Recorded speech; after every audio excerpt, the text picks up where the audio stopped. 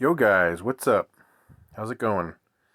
So today I'm looking at dogsofthedow.com, and they focus on basically Dow stocks that pay dividends, which is pretty much all of them. Okay, well, almost all of them.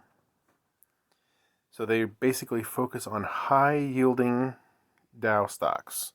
So the theory is if the yield is high, that means the stock would be undervalued and it's poised to make big gains in the future, right? So if it's, say, one of the Dow components is like Verizon, and say that it was yielding about 10%, which it's not right now, but if it was, it would be sought after, so people would be buying it, and then the yield would go down as the price goes up. So let's go here to current doggishness, and we can see what's going on today. All right. A lot of advertisements on this page. Never used to be like this, but now it is, so they got to make money too, right? So you can see Chevron right now has a 4.87 yield, which isn't that great. It's okay. I mean, it's pretty good. 4% is about what we expect for dividend-paying stocks. You can see Verizon is actually 4.28%. The price is a little high at 58.59 today. So yeah, it's a little high.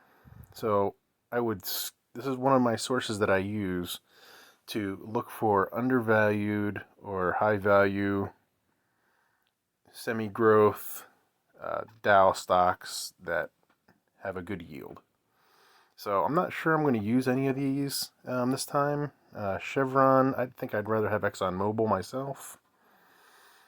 Got IBM. Yeah, that's a good company.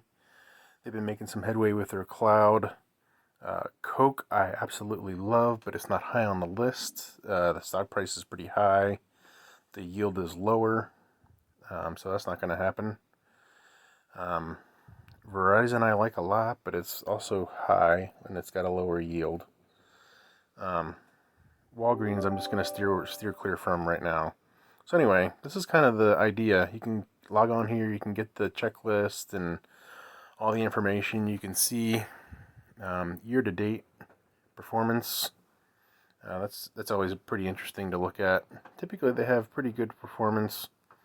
Better, maybe not. Yeah, it could be. Let's see.